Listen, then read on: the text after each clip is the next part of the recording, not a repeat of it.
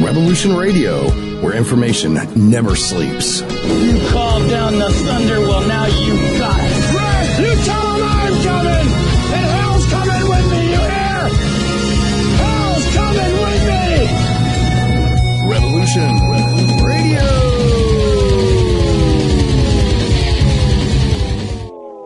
The opinions expressed on this radio station, its programs, and its website by the hosts, guests, and call-in listeners or chatters are solely the opinions of the original source who expressed them. They do not necessarily represent the opinions of Revolution Radio and FreedomSlips.com, its staff, or affiliates.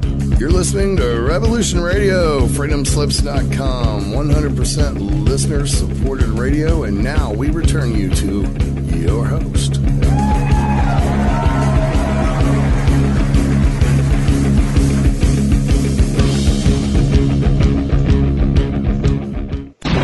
If you are not one of us, you are one of them. What are they? They are everyone, and they are no one. But they are the gatekeepers. They are guarding all the doors, they are holding all the keys, which means that sooner or later, someone is going to have to fight them. Someone? What are you trying to tell me? That I can dodge bullets? No. I'm trying to tell you that when you're ready, you won't have to.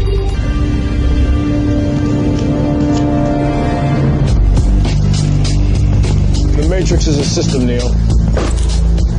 That system is our enemy. But when you're inside, you look around, what do you see? Businessmen, teachers, lawyers, carpenters, the very minds of the people we are trying to save. But until we do, these people are still a part of that system, and that makes them our enemy. You have to understand, most of these people are not ready to be unplugged. And many of them are so inert, so hopelessly dependent on the system, that they will fight to protect it. Were you listening to me, Neo? Or were you looking at the woman in the red dress? I was... Look again. Breathe it.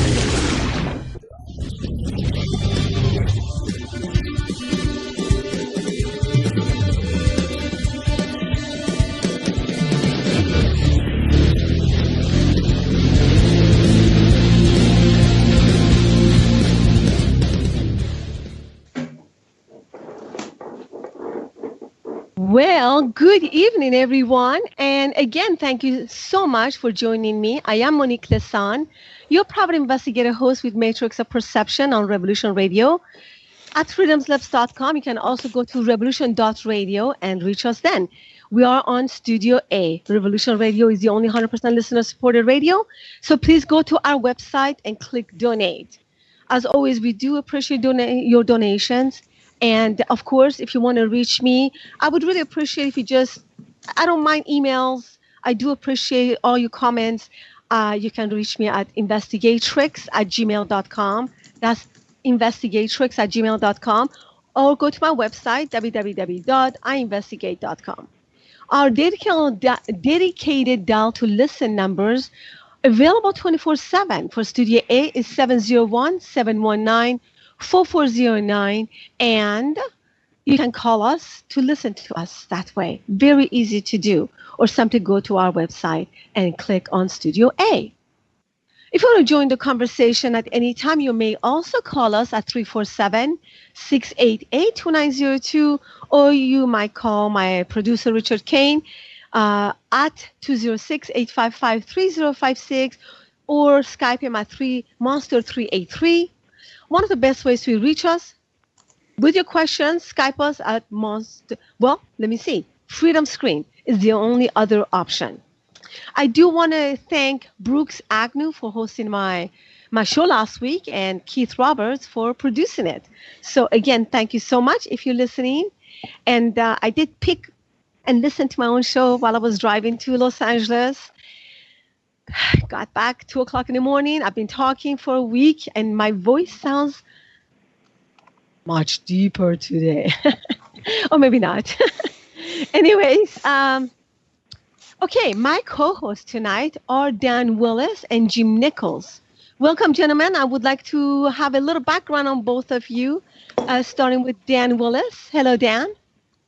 Hello, Monique. Well, just briefly, I'm one of the military top secret witnesses that testified in Washington back in 2001 regarding the extraterrestrial presence and illegal secret rogue operations. Ex-ABC newsman that has taken a keen interest how the matrix of perception has been managed. Jim?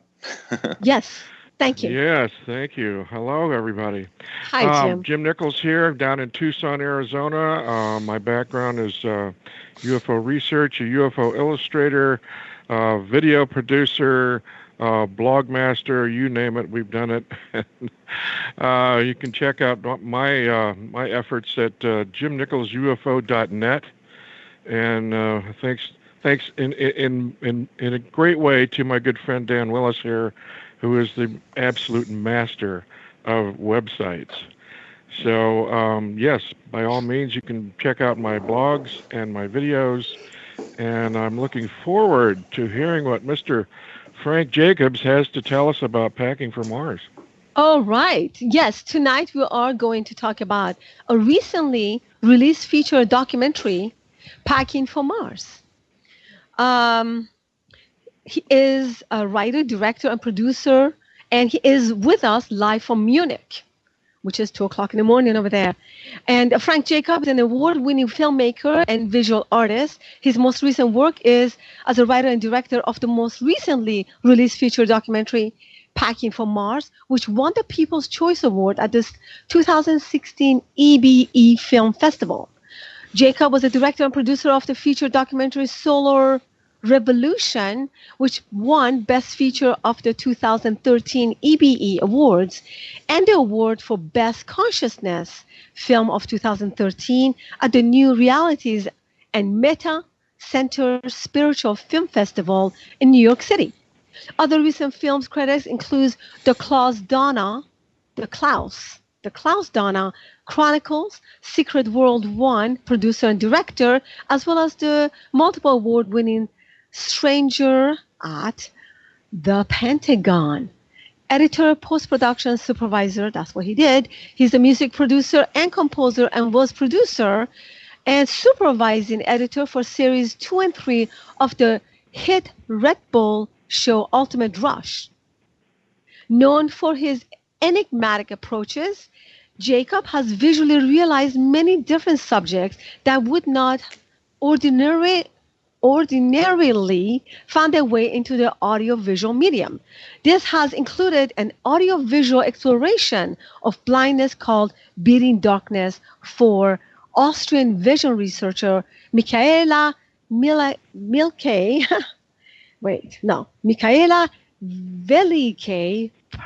Is that correct? I'm not sure. Apparel and Afterlife video epitome. Well, I'm going to have to bring him on to read this very difficult language for me. I want to introduce everyone to Frank Jacob. Thank you so much for being with us, so long distance, and staying with us. Thank you, Frank. Welcome to Matrix of Perception. Hi, Monique. Nice job doing all that. Can you spell that? Villakai Perel is her name. Villakai Perel. Well, that's okay. Okay. And that was a long time ago. That was back in my VJ days when I was making crazy VJ-oriented visuals and films that are sort of more avant-garde. Then again, you could say Packing for Mars is an avant-garde film as well. I saw it today. It is fantastic. I have to say, one of my favorite documentaries on everything that relates to the subject of Mars, but it's so much more than that. What was your inspiration for Packing for Mars? Where did the name come from? Well, the inspiration of the film originally was a book that somebody had put into my hands many years ago.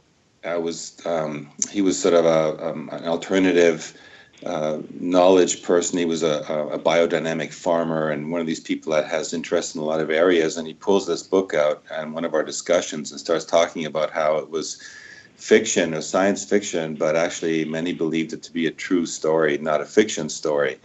And itself, the book was based on a 1977 British television show also called Alternative 3, which was run on a show called The Science Report, which was a weekly show that ran out of the UK, which they kind of showed science developments. One of those sort of dry science development shows that you had back in those days, I guess. And as their final show, as an encore, they decided to put together what they called was a mockumentary to prove to people once and for all that everybody always believes everything they see on television. And so they, of course, had the reaction that they fooled a lot of people, but it had kind of a sort of a War of the Worlds backlash. Tens of thousands of people called into the station. Anyway, it was a crazy story. In the book that was then later written by Leslie Watkins, he was a Fleet Street journalist. He took it much deeper down the rabbit hole. And as a Fleet Street journalist, he was very thorough in his journalistic approach, and he went and dug out all kinds of stuff about missing people and, you know, things that are going on in the world that could tie into this story. And in a sense, what happened is that he just, you know, his book became cult among a lot of really amazing investigative journalists like Mae Brussel, who were saying that, you know, there was like the most dangerous book in their library, and somehow a journalist had figured out a way to write the truth and put it out there in the open, hidden, cloaked as fiction. So I love this idea of a fictional story that might actually be true, and the book is an amazing read. It just really sucks you in. And I thought to myself at the time that I got the book, like, cool book, you know, but I was very young then. And I didn't really think I was going to make a film about anything like this. But then many years went by, and I'd always had a bit of a peripheral interest in UFOs. I've been a believer since I was a child, you know. But I didn't really, I didn't think that it was my job to really do anything about it. I figured if UFOs are real, it was going to be a matter of time, and somebody was going to make a public announcement, or it was going to come out, because it was kind of hard to deny that they were real. Which, of course, we have not had happen, as we all know, until now. And so, you know, disclosure is one of these subjects that, you know, as Dan, I'm sure, is very familiar with. And it's awesome to hear that he was one of the press people that actually did something about it. Because, you know, when I finally got back into wanting to make a film, I was looking around at subject matters, and I'd been really impressed by what was going on in this thing called the disclosure movement, because I kind of lost touch with all this stuff. And then there was this whole thing that took place with that Washington Press Club conference. And then afterward, you know, Stephen Bassett took up the torch and kept going with it. And when I was looking for a subject to get into the film, one night I was listening to a podcast, and I heard an interview with Laura Eisenhower, the great-granddaughter of President Eisenhower, and she was going on about being recruited to go to a Mars colony. And I just thought, oh my God, like this whole thing, the book came flooding back, and I thought, geez, you know, no one's ever made it. This would have been such an awesome film. No one's ever done it. So maybe I need to this is maybe what I need to make the film about. And so that was the moment where I sort of made the decision to grab a camera and throw it in a backpack, hit the road, and just kind of let the story follow the trail in the modern context, in the spirit of Alternative 3, being that, you know, what evidence is there out there in this day and age, almost 40 years later, to support the idea that this is reality. Right. And in fact, I remember back in 2000 when Dan Willis actually gave me the book as a gift. It was a disclosure project, top secret, and I still have it. And And 500-page briefing document, right? Exactly. Amazing. And I was introduced to that, to the whole world of disclosure project of, you know, I mean, this is not, at that time, nobody even talked about it, but now everybody is just waiting for the reality to hit every home. What do you think, Dan? Yeah. Frank, it's great talking to you. You know, I just wanted to say, this sounds kind of bizarre, but, you know, the first book I ever got a hold of, start reading about the stuff, was Alternative 3. No way. Really? how it came, this sounds really bizarre. I'll make it really short because it's really complicated. But after being in the military back in 1969, receiving secret classified reports of Navy ships reporting extraterrestrial crafts coming out of the ocean, it planted a seed of questioning in my mind. And so I went to, in the mid-'70s, I went to my first UFO conference because I heard there was an older lady, she was like in her 80s, was channeling space beings. And so I just had to check this out. And so I'm sitting there, and there's this guy sitting in front of me, looks like a hitman from the mafia, that, greased back hair and everything. And she's like sitting behind me. And then during the lunch break, I go out, and he's with a cigarette in his hand, shaking. He's saying, "Look, I think you guys are a bunch of kooks. I don't know who to talk to. I gotta tell somebody." And he talks about he was up in the mountains with his friend buddy, and he was out hunting, and a ship came down, and he was going to shoot them. They paralyzed him, took him on board, did all these things, and so the space being, through her voice, is talking to him, and they're doing this whole dialogue. I'm just watching this whole thing. And at the end, the being invited me to go up to the mountains because I had some property outside of San Diego. And so we're going up there, and I had a contact experience where the laser beam came out of the sky and hit me and says, "Oh, it's the families." And anyway, she was written up in Omni magazine. But the thing that's curious is the being that was talking to her, she said to get the book Alternatives, it's free, and saying that it's real. So that's what got me to read that particular book. Oh man. What a synchronicity, Dan. I had no idea. That is an amazing story. Oh, yeah, there's a whole lot more to that story, but yeah, but I mean, that's incredible. Quatrains. She had a telephone book of the history of the Earth and about how these beings came from Mars, and and now we're getting more secret space program whistleblowers talking about the ships that crashed there in Antarctica, and there's these beings in the stasis chambers to be woken up, and and the elite bloodline believes they're part of this bloodline lineage that has the right to rule and is the master race and all this stuff, and all this is coming to light these days. Right. And in fact, Frank, you were talking about Laura Eisenhower, the great granddaughter of President Eisenhower, which was one of the many candidates to go to Mars, but she turned it down. Why do you think that she turned it down? Well, that's why what impressed me about her is that it wasn't about going to Mars. There's no point in us going to Mars until we can kind of solve and figure out what our problems are here.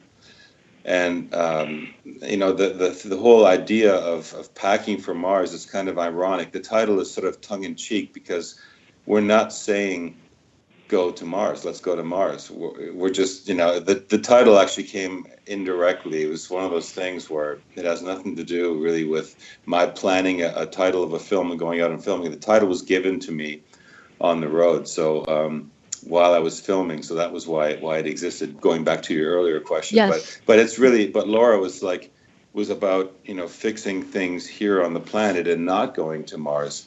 And I thought that was an important message. And all throughout the film, you'll see a lot of beautiful shots of the earth, nature, of the water in particular, and the oceans and things, because, we need to remember that we're on this amazing planet, and it's not just about going to other planets. It's about recognizing who we are and making, a full recognition of what we are here on planet Earth and what planet Earth is, rather than thinking about escaping, because the whole idea of Alternative 3 is to escape Earth and set up this kind of survival colony haven on Mars, while the rest of the planet sort of, disintegrates. That was, Alternative 3. If people are listening and wondering what are the Alternative 1 and 2 thing, Alternative 3 is the third alternative, based on going back to the novel, on how there was this think tank which had decided on, some way. They looked at the Earth. This was back in the 70s, before this whole global warming and climate change thing was popular. Back then, it was all just sort of being observed, and there were a lot of weather catastrophes taking place. And they looked at the whole global situation with impending or looming overpopulation, looming climate change, and the alternative was, alternative one was to basically blow holes in the ionosphere and try to cool down the planet that way by letting in, the cold gases from space, which of course is a ridiculous idea, and they of course went against it because they wouldn't be able to seal the holes up again once they created them. Alternative two was to build massive survival cities under the surface of the Earth to, bring a selected group of people down and wait it out until the people on the surface destroyed themselves or basically all perished. And when they would, return again, they could take over the planet again, which, interestingly, even though they rejected that notion back when the novel was written, if anybody who follows a lot of the information with respect to deep underground military bases, that they're well known to be existing on the planet, in fact, much more than that. So it's interesting that the novel didn't go in that direction, but the alternative three that they chose was to actually take a colony onto the moon and then from the moon onto Mars. So, the idea of leaving, the rest of the world sort of behind to perish is, it's not a very conscious and evolved thought. So the idea that Laura had was really just, she's out there trying to raise people's awareness about stepping into their own power, about who we really are. What our human potential is. It's only really just been tapped, and we're only really just starting to wake up now. Oh, so do you think that the government of the world are trying to maybe destroy our worlds because they have somewhere to go? Monique, can I jump in here? Absolutely, come on in. Do you mind if I jump in here? No, I don't. Okay. Frank here is not the only one who's produced a documentary about Alternative 3. I produced in fact, I have a production right now that's on Amazon Prime called, of all things, Alternative 3: The Secret Mars Base. And I was involved in a public access television show here in Tucson from 1991 to 1997. And the Alternative 3, the British documentary was quite popular in those days, and I think we did several shows talking about that. But in fact, for the listeners, they can go online and go to the internet and watch the original production, Alternative 3, that was produced for Anglia TV, and see the whole production and draw their own conclusions about it, because it's still out there. Mm-hmm. Anyway, I don't know, Frank, if you're familiar with the book Behold a Pale Horse by William Cooper? I am. Because Bill Cooper was, his book was extremely popular, and that's become like the Bible of ufology today, because Bill was so ahead of everybody in the information that he knew, and he explains how Alternative 3 was originally set up by a think tank back during the Eisenhower administration, and this is Laura's great-grandfather. And there was a think tank that put together this concept that by the early 2000, that society would self-destruct. So that's when they created the Alternative 3 scenario. And what I find most disturbing about it is that instead, like Laura said, it's like instead of putting together programs to save the planet, to reverse the destruction of the planet, it's almost like this whole project was a secret society breakaway civilization scheme to actually destroy the planet, destroy the population, so they could create a whole new civilization here. Well, there's something to that, and we didn't really want to go into that so much in the film because, like you said, what we really believed in and by we, I should mention here that the team that put together Packing for Mars was myself and Tanya Maidenford, who's also been involved in producing some of the key films that have come out, including Jose Escamilla's UFO Greatest Story Ever Denied. But we wanted to take the approach that, yes, this stuff is you kind of learn about this stuff that's going on, that there are these sort of dark agendas to suppress the human race and to deliberately kind of push us down. But I think that a lot of people have a really hard time believing that we might actually be on Mars. And we wanted to make a film that could take sort of the first, steps for somebody who was really willing to dip their toes into the notion that there might actually be something to this. And one of the ways you can really kind of freak people out is if you start talking about this whole agenda that's running out there in the background, where there is some kind of an elite breakaway civilization which is not out there to save the human genome, but is actually there to kind of suppress or so even destroy it. And so because if that's going on, it's going on. There's the only way to kind of beat and supersede that is to focus on waking up ourselves. And if enough people begin to wake up, those forces and those elements out there in society begin to shrivel and die, just like a plant that isn't getting watered. And I think that the idea of an elite race that is out there running the planet right now is very true and very viable, and you can find a lot of evidence. And when now after when we brought out.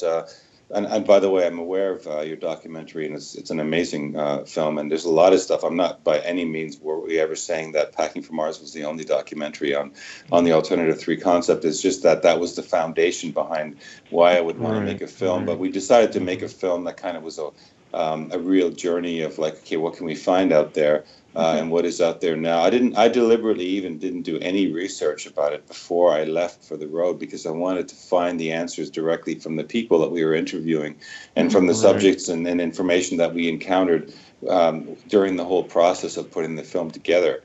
It's just, now, you've talked to Carrie Cassidy yes. within the film? Yes. Did you get a chance to interview Henry Deacon, one of Carrie's whistleblowers, who talks about the Jumpgates to Mars? We tried, but Henry Deacon completely backed away from that whole scene. In fact, when I was doing some of the research, I came across their Barcelona conference that they had done. And they had brought him on stage. And so, of course, I was very interested in getting to have an interview with him, but he completely backed away and completely has basically vanished. And what we did get is we got Bill Ryan to provide us with the that actual clip is in Packing for Mars, where he admits that he was part of a secret program that was running is on bases on Mars. And we found out a lot of information, of course, after releasing the film, which is the cool thing. When you do a film and you present it in the public, you get other whistleblowers and other information coming at you after to substantiate a lot of what has happened. And which is the thing is, when we started making the film 6 years ago or 7 years ago, the whole whistleblower scene wasn't as developed as it is now. Now you have this whole cosmic disclosure stuff with David Wilcock and Corey Goode and all these people that have emerged, like Randy Cramer, and all these people came out. And we were already done editing and put the film together, and this whole scene began to explode. And the nice thing is that it's all just running like tandem with each other. There's our film, and then there's all these whistleblowers, and really they're kind of verifying this flow of information into the public and confirming it with one another. Over the course of your production, though, did you discover that there actually are viable Jumpgate technologies that they're actually getting us to Mars without just flying there in spaceships? Well, we have Andrew Basiago as one of the interview people in the film. Did you get any confirmation besides Andy Basiago? Oh yes, we did. Actually, we were contacted.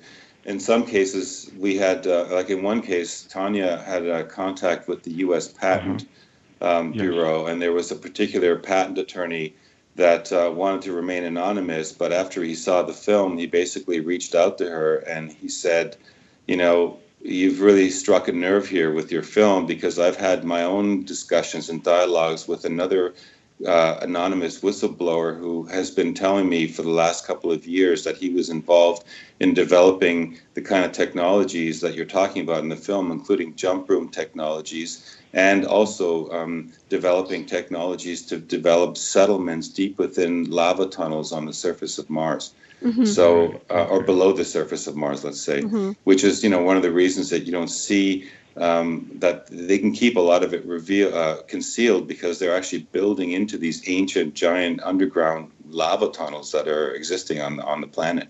Mm-hmm. So, yeah, there were some other confirmations. We also had Randy Cramer, and we also knew from actually, you know, Michael Relf was one of the first people ever really to document and put out information.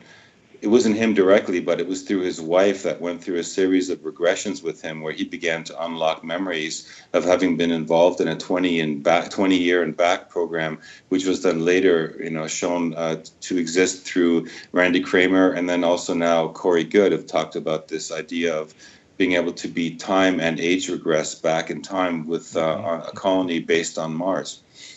And those who were interviewed on your film, what were their names? Are you able to tell us?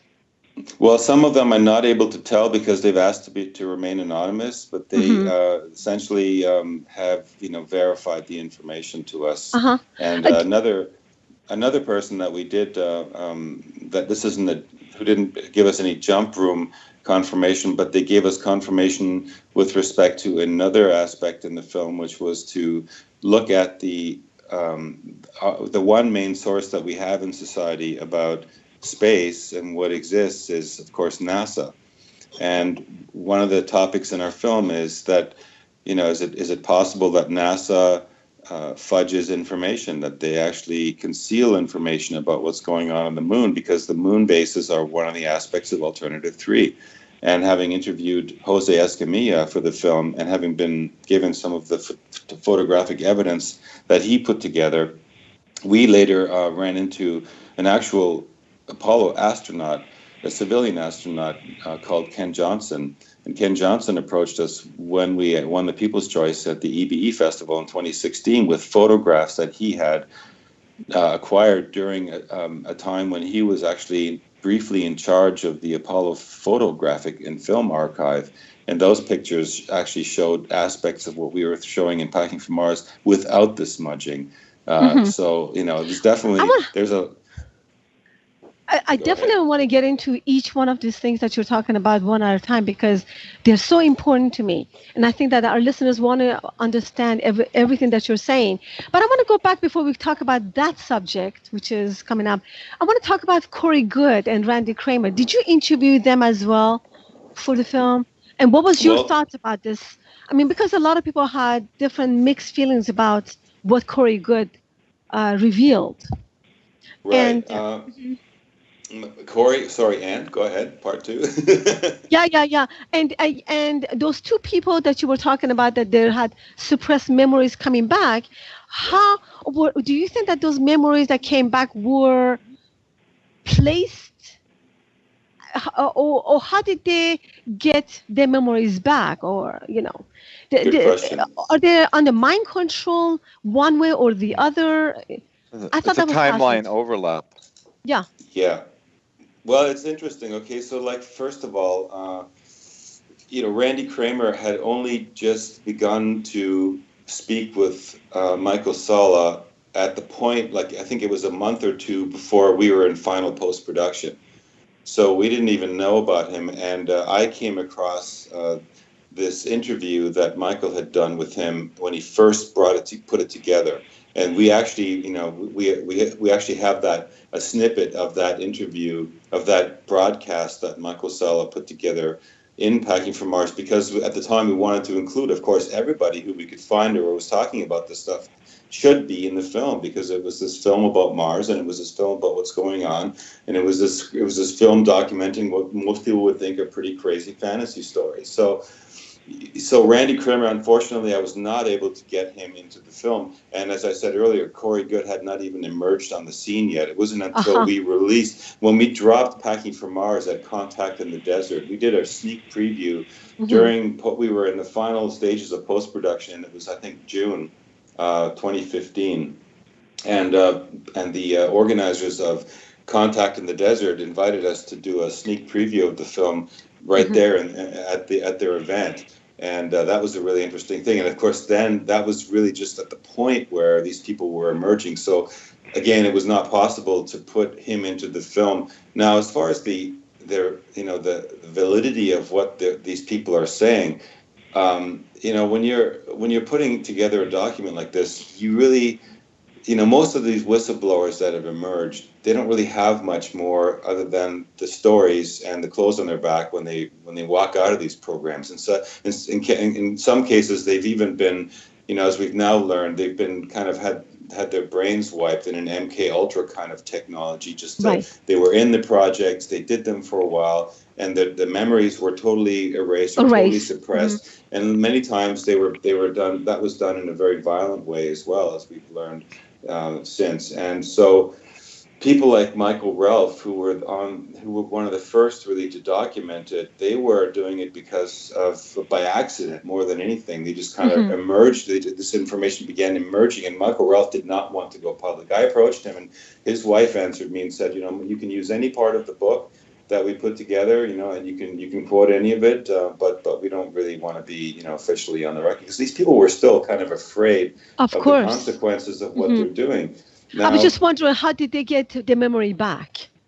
Well, in the case of Michael Ralph, it was like his wife was doing some kind of biofeedback technology. Yeah. And it was just, they tripped on it that way. And I think in the case of, as we've, those who are familiar with Corey Goode, I think his story is that he never really fully lost those memories. He just had, he was kind of living with broken pieces of memories that were causing a lot of mental anguish and problems in his life, and he was taking medications to try and deal with the trauma and things, and then he eventually began bringing it out. And I guess his healing process is just the process of putting it out there. Now, can we really say what these people? Can we find evidence that it's real? I mean, I think the best evidence is to look other places as to whether these technologies could exist, or what kind of peripheral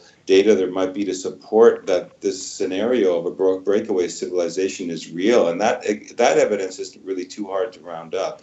And there's been a lot of it that's been emerging lately. But we also have to realize another thing, regardless of what people want to believe about whistleblowers like Corey Goode or like Andrew Bashog or others that are out there, as much as it sounds like a fantasy, it is pretty incredible that this is a cultural phenomenon, if anything else, that's happening and emerging at this time.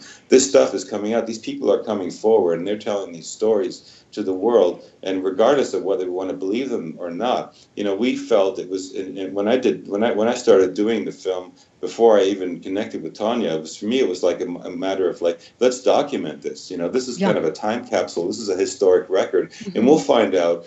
We'll find out in the next 10 or 20 or 50 years. We'll find out if it's real or not, and what these people were, who these people were and why they were doing it. And as a filmmaker, I thought, this is a cool thing to, at the time I was doing a lot of sports documentaries. So I was talking to athletes about doing crazy stunts where they throw themselves off cliffs with a wingsuit, and getting into their minds. But when here was whole other aspect of society of people that, they weren't throwing themselves off cliffs, but they were part of some ultra secret breakaway concept civilization now called the Secret Space Program, and they were talking about it. And one of the reasons we have these really close perspectives in the film is because it's like everyone has kind of a BS filter, I think. And if they're watching a guy talk, if they're hearing somebody talk on the radio, it's one thing. But if they're actually watching a person talk and they're right there looking in their eyes, they can get a different feeling from that person. They can read that person a lot differently than if they're just in the distance, or if they're just looking at a picture of that person.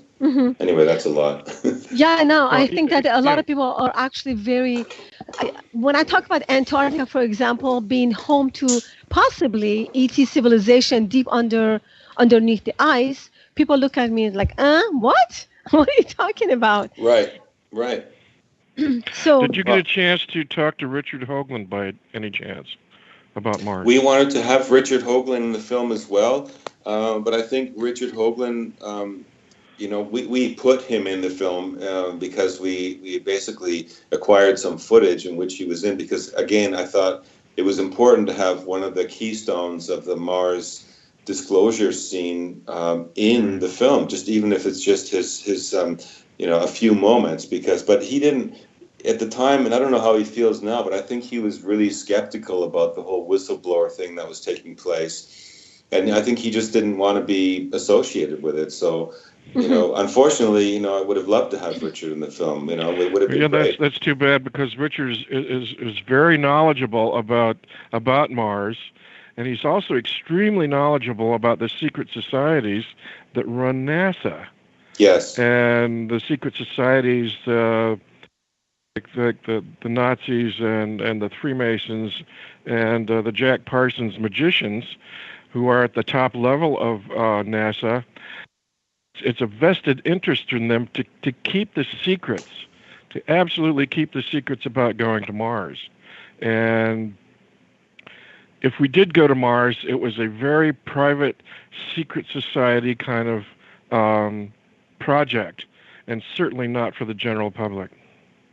Yeah, because you have to roll back the whole thing about the anti-gravity, and you have to roll back about what's going on under the ice in Antarctica with all the corporations, and how the Eisenhower administration lost control back in 1955. One thing let me just add one more thing here real quick.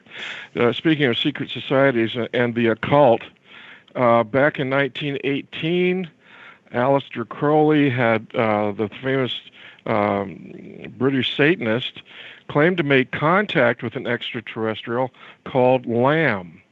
And Lamb told Aleister Crowley that there were artifacts on Mars waiting to be recovered. And these are the same people that went to the top echelons of NASA. So it's like I think Richard Hoagland would probably agree that the secret societies at the top echelons of NASA were specifically targeting those artifacts to recover them for their own private interests. Oh, of course. Absolutely. Yeah. I have a picture of a Kirby comic magazine with the face on Mars on it from 1958. Mm-hmm. Right. So I was asking you a question at the beginning, asking you that do you think that the government of the world are trying to kind of create these false flags and operations and distracting us at all costs, spraying our skies, giving us vaccinations and so forth? What's the reason for that? I mean, they're trying to destroy us so they can, because they have a place to go, such as Mars? Well, I think it could be that they are. I mean, I think if you were just mentioning with the Eisenhower administration, I mean, these people, they came across, starting in the 40s, they began to encounter some form of advanced technology in the skies. Now, you could argue that it's not necessarily just an extraterrestrial source, that it might actually be a breakaway faction that emerged in the Second World War out of Germany and that moved into the Antarctic. But whichever it was, we know very well, and we can show the documentation that the Eisenhower administration in the early founding days of the NSA and the CIA were confronting this issue of some kind of a race or flying disc pilots that were going around and shooting down V-2 rockets and making, basically making their presence known. And there was a period of time where there was literally a war going on between them, and they ended up with supposedly 7 craft that were shot down. Now, I've even heard recently that they weren't necessarily shot down, but that these 7 were Trojan horses that were placed there. And one of the things they encountered was apparently a ship that they found that was intact, where inside there were human beings that were on operating tables opened up like frogs in a laboratory. And I'm sure that these people back in the 40s were freaking out when they found this information, and they pretty much knew that they couldn't go out there to the public and start talking about some race of beings floating around out there in discs, beaming people up and dissecting them, or there were animal mutilations going on. I mean, it's a big, dark sort of thing going on, but they probably had justification in the early days to keep it secret. Mm-hmm. And and there's lots of evidence to show that the secrecy extended to sort of treaties and contracts between that administration and this race of people. Mm-hmm. And in exchange for technology. And this is sort of where the early days of that whole breakaway civilization, you could argue, started. And they began to reverse engineer and get access to technology, which would, of course, solve all of our problems out there in the world today with still running carbon combustion engines. And, we're trying to struggle for ways to generate energy. It would all be mute and obsolete if we actually had access to the technology. So, but I think that the question is really like, did they do it deliberately or not?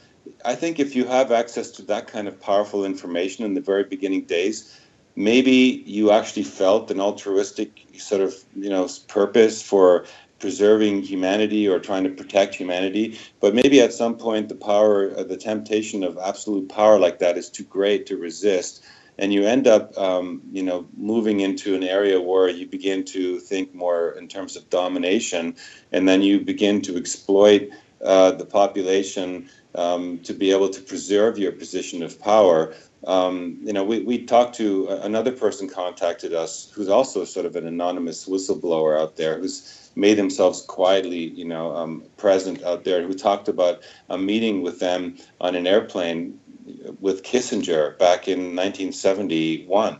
And Kissinger was already privy to it. And he was saying essentially, yes, we know about all this stuff, but society needs the Bible, so to speak, were his quoted words. And meaning that society, in order to function, needs a system. And that system has to be, people grow up, they go to school, they learn a trade, they go to job, they get a job, they pay their taxes, everything runs fine, But if we have everyone believing that the system isn't necessary, or that we have another way of doing things, those that are in power cannot really keep order and everything going the way they wanted it to. So, and that goes back even to the idea that perhaps we were all cleaving together during the end days of the Ice Age, where we were in clans and we were stuck together, and any one of us who were cast out of the clan on our own pretty much had zero chance of survival. So in order to be part of the clan, you just kind of kept your opinions to yourself, and you pulled together, and you survived. And that this might be sort of our genetic programming. That program might still be running today. It's only like maybe, 200 generations old, but it's people are afraid of thinking outside of the box. We were in this film festival in Munich, and we actually placed 4th out of the 200 films, which amazes me. But why didn't we place 1 to 3? Well, I think the reason they didn't want to put the film in the top 3 is because we would get much more publicity than if we were the first runner-up. So because they had the people that were in the jury were, it was very shocking to them, because they couldn't deny that the film puts out a certain plausibility, that it doesn't tell you this is the way it is, and there's all these bad people and all these good people. No, it says this is going on out there. Let's look at the evidence, and the evidence is pretty tantalizing. And the evidence is anybody who then takes up their own evidence will find, whoa, there actually is really like a lot of credible information out there, which suggests that we don't really have to have all these problems in our world, that our society isn't necessarily running the best way that it could. But so that's where that crossover happened between people that are really looking out for the interests of humanity, which I think the people that are behind the disclosure movement really were trying to push to get out there, like, hey, pilots are seeing UFOs, and apparently this technology exists, so why don't we go down that avenue? Like Paul Hellyer, I heard him on a recent interview talking about that. And this would solve a lot of the problems that we have out there. And why aren't we doing it? Well, that's the question. That obviously seems to indicate that there is a malevolent aspect of those controllers out there, or those people. I don't even want to give them that credibility or calling them that, but that faction of consciousness, which is limiting our development here on Earth, while we're thinking about AI and developing all these other things that are going to make us superior. Maybe we've already got that stuff here right now. We're just not shown.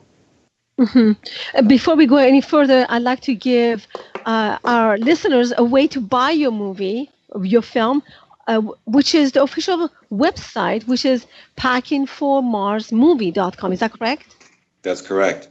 And another way that people can buy is Real House, is it? Do you want to give that information also? Well, if people go to the website you just mentioned, you can access it all there. You can buy a DVD. You can also go and stream it. You can rent it, or you can download it off of Real House. And the link is there, right there on the website. Okay. Before we go on a break, I want to talk about teleportation. I know that teleportation industry is regularly importing, it's operating at this time, and they teleport people to Mars. And I know that Nikola Tesla was kind of very interested in that subject, and I think that he saw the light flash from Mars. How could he see that anyways from here? Well, he was very much interested in the stars, Nikola Tesla. He was observing, and he had a lot of instrumentation that was pointing, obviously, as well into the stars as well as into the inner Earth.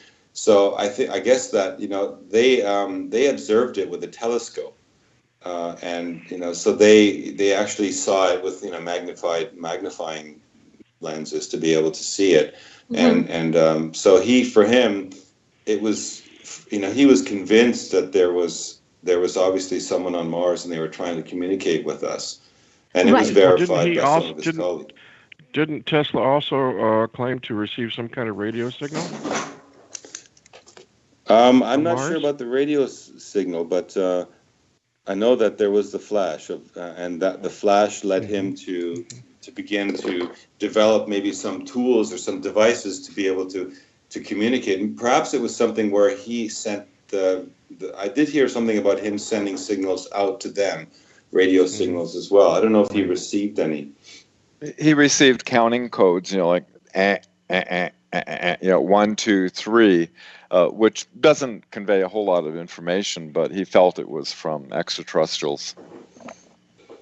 Right. Well, the whole we touched about this earlier, about this whole notion of the civilization, and that was a really amazing story that you were talking about, Dan, with this channel telling you this stuff about get to Mars and we're going to find, there's going to be ruins up there that are going to show us a missing link. And I think that there's a lot of work that's been done with respect to what is left on the surface of Mars that actually is communicating to us now in our day and age that there was, or possibly still could be, a civilization or remnant civilization left behind on that planet. And one of the things that we didn't really put in the film, but that we've been doing in some presentations over here in Europe with respect to Mars, is the whole Cydonia region was analyzed by a couple of scientists called Cramer and McDaniel, and they put together in the Journal of Science a whole paper on this area they called the mound area of Cydonia. There's these mounds that form a pentagram, and they analyzed the configuration of the positioning of these mounds to kind of prove a theory that an advanced civilization would use terrestrial structures or layout of the terrestrial grid, let's just say, to signal to maybe people passing by in space that looked at that and saw it as, okay, there's intelligent life down here.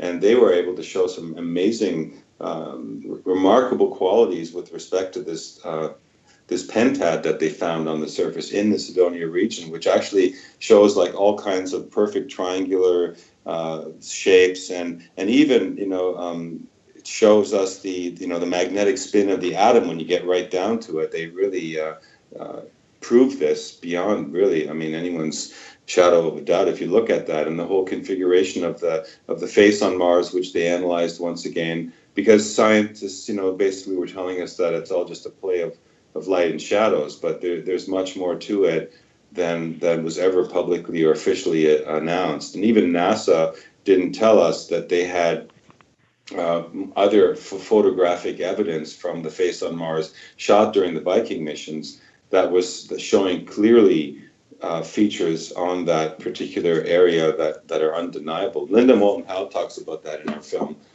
describes her experience of going into a very top secret facility and being shown a detailed photograph that just shows teeth and eyes and very, very clear, as much more clear than what we've been shown in the public with respect to that area by NASA. There was a secret classified study by the CIA using remote viewing, where the remote viewer was given the coordinates that he didn't know was the Cydonia complex on Mars. And when he went there, remote viewing, he saw the pyramids and everything, so sort of giving substantiation that...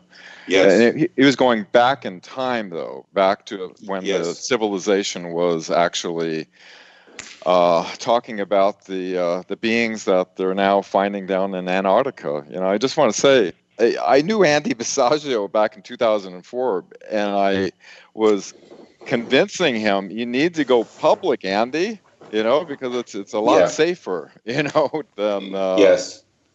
So he definitely went public. Oh my God, he was on the Stephen Colbert show. Oh, many places.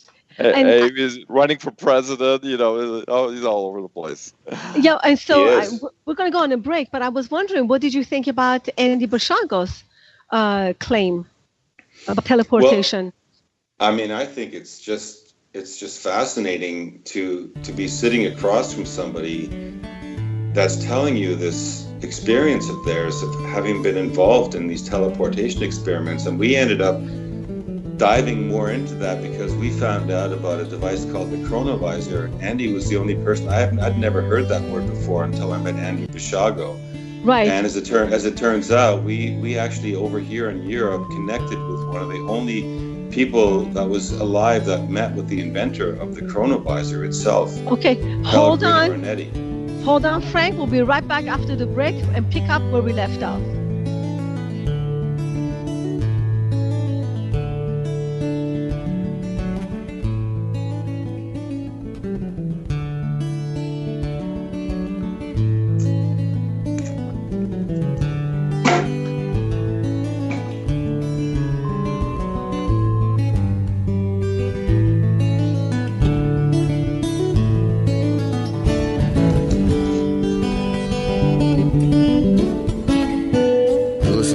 Radio at freedomslips.com, and we'll be right back after this message.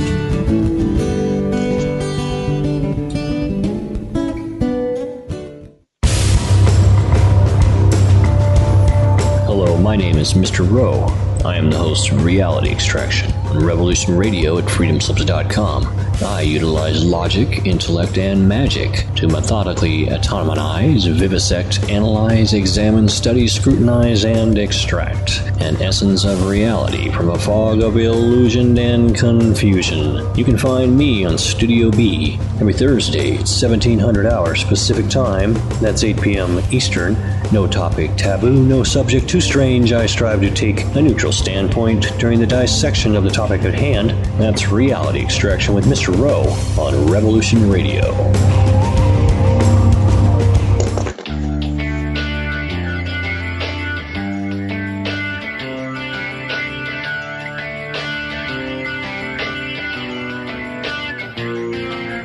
This is Thomas, a.k.a. a Mad Painter. I'd like you to join me Monday nights, 10 p.m. Eastern Standard Time for Open Canvas. Don't forget to bring an open mind. Yes, folks, that's right. Bring an open mind to an open canvas. Again, that is Monday nights, 10 p.m. Eastern. UFOs to government corruption. This is Revolution Radio, freedomslips.com. You don't need to expect us. We're already here.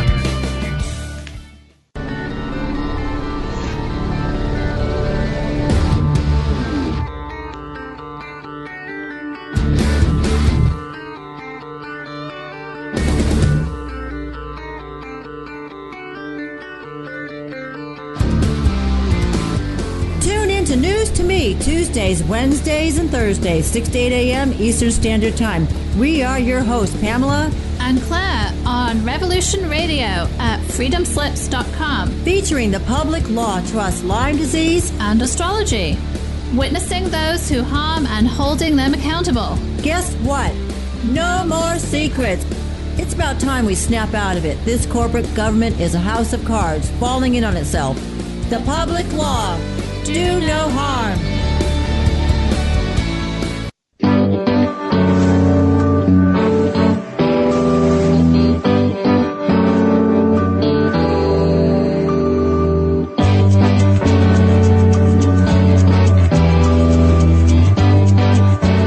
Anarcho-syndicalist commune. We take it in turns to act as a sort of executive officer for the week. Yes. But all the decisions of that officer have to be ratified at a special bi-weekly meeting. Yes, I see. By a civil majority in the case of purely internal affairs. Be quiet. But by a 2/3 majority in the case of more... Be quiet. I order you to be quiet. Look, you stupid bastard, you've got no arms left. Yes, I have. Look. It's just a flesh wound. I don't believe I've seen such a display of courage, skill, nerve, grace, and stupidity. I'll do you for that. Oh, what? Come here. What are you going to do, bleed on me? I'm invincible. You're a loony. The Black Knight always triumphs. Roundtable Live, Monday through Friday, 1 a.m. till 4 a.m. Eastern Time. Bring your mind, bring your ideas, bring your voice. King Arthur had nothing on us. Here at Revolution Radio, freedomslips.com. The opinions expressed on this radio station, its programs, and its website by the hosts, guests, and call-in listeners or chatters are solely the opinions of the original source who expressed them. They do not necessarily represent the opinions of Revolution Radio and freedomslips.com, its staff, or affiliates. You're listening to Revolution Radio, freedomslips.com, 100% listener-supported radio, and now we return you to your host.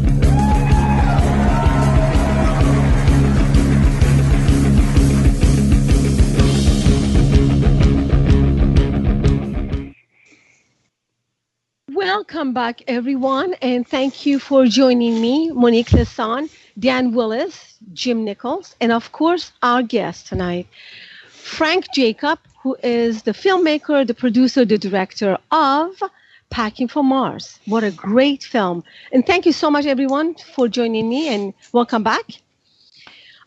Just wanted to let everyone know that we are, Revolution Radio is 100% listener-supported radio, so I would appreciate if you go to our website and click donate. We do appreciate your donation as always. So we were talking, first of all, let me give the website for Packing for Mars, which is where you can purchase this film. That is packingformarsmovie.com. Very simple. Okay, so we were talking about Andrew Bashako, Frank. We are talking to you live from Munich. I hope you're not too tired talking to us.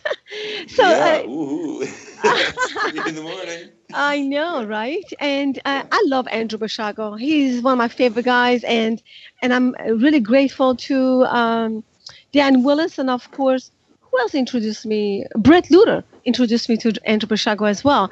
What did you think? And you were talking about something that he introduced you to that you thought it was very rare.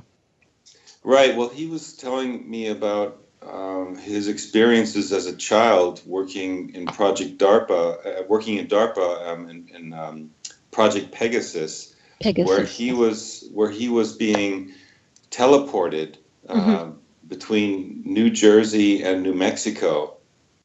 And then traveling back in time. And there were all these children involved in this experiment. And it was interesting because he was saying that children were used because children are they're not really filled with the sense of the world. They haven't really developed these perspectives on reality yet. So they haven't developed those filters. So they used a lot of children in this experiment, and they were doing something, he said, based on the work of an Italian inventor called Pellegrino Ernetti, who had developed a chronovisor, which allowed him to be able to pick up in the ethers remnant vibrations or frequency from time, other times. And like a radio, tune those in and actually developed it to the point where he was able to generate a very crude holographic image of events in time and have those filmed. And they did that and apparently presented it to the Vatican and other people at the time. But what's interesting is that, you know, we actually found a physicist in Germany. His name is Professor Ernst Zinkowski, and he's unfortunately left us a couple of years back. We couldn't show him the final version of the film, but we probably filmed his last interview ever. And he's one of the pioneers of something called instrumental transcommunication. And instrumental transcommunication is taking up contact with those who have passed to the other side and are using white noise and technology like radio or telephones or tape and things like that to make contact with people that are on this side. And he told us about, he actually went and met with Ernetti, and he told us all about this chronovisor, and apparently it was real. And from what we've learned, once that was shown to the Vatican, they essentially seized it. And you know, it disappeared.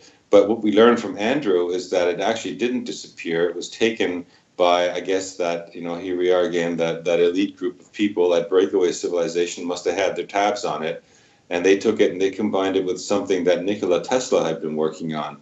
And together with these two pieces of it, they've somehow figured out a way to generate fields in time and have children actually step into those fields, and so doing so go to those times. And Andy has an amazing story about how he went into you know, way back in time. I think it was Lincoln, and in those days, and here's some talk. He went back to Gettysburg. Gettysburg, exactly. Gettysburg Address, right? Right. Exactly. So it's a fascinating chapter in this with this technology, and apparently it really did exist, and it really was being developed. And as we know, if it kept being developed, you know, we learn now that really trillions have been invested in black projects really for the last minimum 70 years. And if this was part of the technology that they were funding, we know that they must have gotten quite far with it, which allowed them to, you know, rather than like Andrew describes, rather than like beaming you like in Star Trek, you know, where you get particles disintegrated and reappear someplace else, they actually sort of open up like a quantum tunnel, which allows them to, you know, it wraps the universe kind of around you, and you end up in another location or in another time or both. Like wormholes. Really, like wormholes, and it seems like there are specific locations on the Earth where there are such gates or wormholes.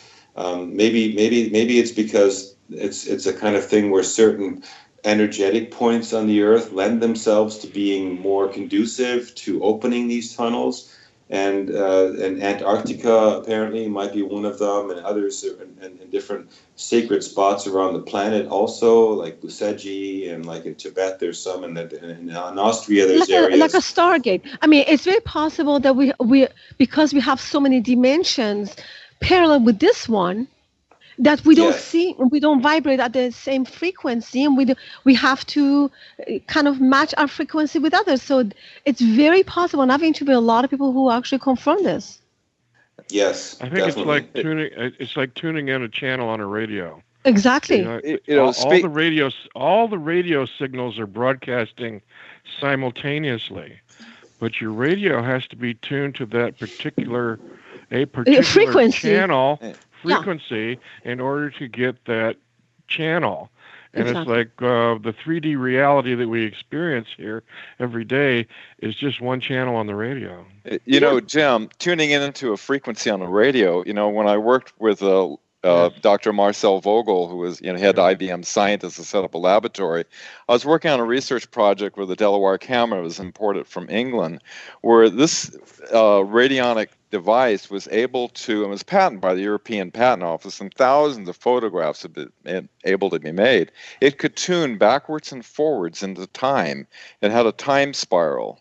And Wow. we were attempting to bring this technology. This was back in the early 80s. I was working with them to current technology. So there's indicators in other research work that we can tune into an aspect of time. And with this primitive device, it was using a photographic plate, and you could take a photograph in another point of time.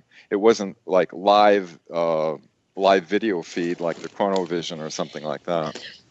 Is it possible, Dan and everyone else, that maybe our dreams and some of our what we call prophetic dreams are not really dreams, but we're tuning in to a different frequency, and that dream world is that frequency that we're tuning into? Well, if you take a course in remote viewing, I have. You have. You know that it works. Yes. Well, you know that a portion of our brains is hyperdimensional. It exists outside of time and space. So with remote viewing, you can access any point in time and space. Correct. Naturally. Right. And in fact, I took the course from Joe Vivanco, and he said, as they were, speaking of which, all the students that were taking classes from Joe Vivanco actually saw the same thing, which is the basis on the dark side of the moon. And somehow, at some point, this being crossed over from one dimension to another into his world. And this being was not of this world. I mean, isn't that strange that you can actually pull in other beings from other worlds? Very strange. Well, if you do a little research into the D-Wave quantum computer that's being built by Geordie Rose, the D-Wave computer can interface with other dimensions. And Geordie Rose brags how he is invoking the ancient ones from other dimensions into our world. So it's like this is what quantum physics is all about. Right. Speaking of which, Frank, we were talking about the dark side of the moon. What's that exactly? And what's on the dark side of the moon? Or is that just a hypothesis that we kind of like to believe it exists? What, that there's bases on the dark side of the moon? Is that yes. Yeah, exactly. What is on the dark side of the moon? Well, the dark side of there's a lot of photographic evidence that we received, of course, through Ken Johnson, showing different parts on the dark side of the moon that show grid-like, dome-like structures that seem to be in existence and powered up and running now. So, it's convenient, of course, because the dark side of the moon it isn't dark. It's just simply the side of the moon that we can never see from here on, from the Earth, because it's always facing away from us. So, of course, an optimal place for any kind of basis to be developed, or for any kind of advanced civilization that might be visiting or observing us to plant their roots, because we can't see it. What's interesting is that John Lennard's been doing, there's this guy in England that's been using a telescope and some like a Sony A7S to try and create a modified live photography device that can actually magnify so well that he's able to see structures and what look to be archaeological structures on this side, on the bright side of the moon. So it's not all just going on the dark side of the moon, and it's probably only just going to be a matter of time before the technology advances to the point, like, we have iPhones and iPads now that sort of throw off technology that we get from the military years after they're done with it. Eventually, we're also going to be able to access technology that allow us to see on the surface of the moon very clearly what's going on, and at the latest point, that's when they'll have to disclose to us that they've known about ruins and archaeological sites on the moon and Mars since many, many decades. So Frank, I also remember. Oh, I was just going to say, I also remember the words of Dr. Carl Wolf, who joined me in 2001, that, he saw the domes and mushroom-shaped buildings, the towers, and he says, here it is, 30 years ago today, and I hope to hear it on the evening news tonight, which, you never did. Didn't happen. Right. Exactly. Right. Fat chance, right? So, Frank, what do you think about Elon Musk sending his sports car to Mars? Well, somebody asked me about Elon Musk at the film festival, and they were saying, if all this secret space stuff is going on, does Elon Musk know about it? And I have to ask myself that question, and I've got a couple of theories about that. I think one of them is that yes, he knows that there's this breakaway civilization, but he's not part of the inside group, so they're not sharing the technology with him. And he's rich enough to be able to do something about it with conventional technology, so he could create his own fleet and get to Mars and not have to wait to be brought into the inner circles. Other side of the... Yeah, go ahead. The other angle is that he's just like a lot of other people that are in the public eye and part of that are out there promoting and sustaining the view that we still need rockets to get to Mars and to the moon, and we need to get, we're still using this ancient technology to try and propel ourselves to these other places. So he's just really a shill that is, that's just part of that. And what's interesting though is that apparently the car that he placed into orbit has on it a chip that has documented the history of humanity. And that's interesting to me because it shows me that he's aware of something that is maybe, coming. And, we talk about that in Packing for Mars, like, the Alternative 3 people knew that there was something that was going to happen and they needed to save the human genome. Well, maybe there is something that's coming. And maybe Elon Musk is aware of it, and part of what he did with the car was kind of like to, put something just out into space. Like a PR stunt.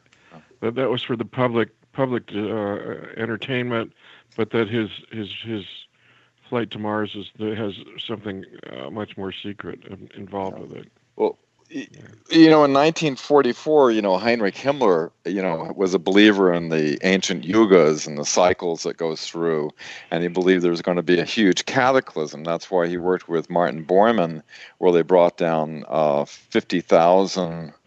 I'm sorry. It was 10,000 women in the Antarctic Settlement Foundation to mate with the SS down there, and many generations, so that this underground operation would be safe when the cataclysm hit, and they would be able to come back up the surface and repopulate. That's an interesting angle on it. I knew about the Ukrainian mobilization program to bring them there and help them. It's interesting, what do you think of this? Like a lot of people say that the Antarctic colony has one problem, and that is that that Antarctic is so clean that because it's been literally deep frozen or freeze dried or whatever you want to call it for so long that there are no germs.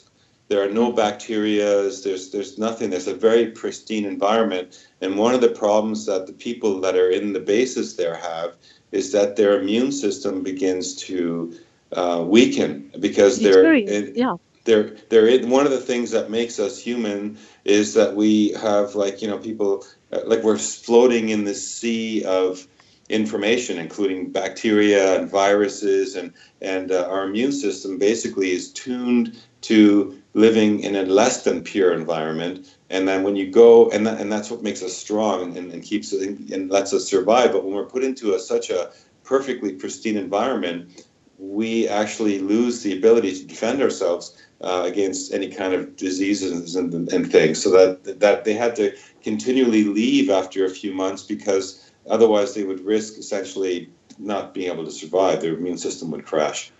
Interesting. I heard an intelligence report that, Bariloche, Argentina, has been like kind of a Nazi meeting point. Many presidents have gone down there. Rex Tillerson, when he was Secretary of State, went down. And supposedly the intelligence report is that he met with the leaders, which are now in their 30s. You can imagine them making Nazi babies over all these years. That they're wanting to come join the light side of the force. They want to bring the technology out, so we can have faster than light craft and free energy and all this stuff. And they want to join the rest of the human race, according to the report. It's kind of interesting. I spent 10 years meeting with scientists and inventors to try to bring an energy solution out, but they've got this secret system that anybody, and thousands of these have been issued, these national security orders, that anybody's got anti-gravity or a solution to get off of nuclear oil or coal, basically gets slapped one of these national security orders. And and anti-gravity is like top on the list. And the United States didn't develop anti-gravity until October of 1954, whereas Nazi Germany developed it 20 years prior to that in 1934. So this is what gave them Actually, there's even papers that suggest that as early as 1922 they were developing stuff with the Schumann resonance, like with Schumann. Schumann was one of the early developers and pioneers of that technology. So it actually goes so back how is that really, possible? Like, can you imagine? Where did they get? Ago, right? 100 years ago, they were already dealing with anti-gravity devices, and they were figuring out how to best run them and optimize them. Jim has done a. But did they have surreal. help? Did they have help? Well, yeah. I mean, that's the thing that we've been digging into it. Being over here in Germany, it's really interesting. A lot of information is over here that people don't know about yet with this whole chapter. And one of the things that is really kind of open for discussion is, what really was the Second World War all about? And a lot of people are starting to believe that it was really just that humans were like, the puppets in a war that has to do with different extraterrestrial races that were fighting one another, using us to fight that war.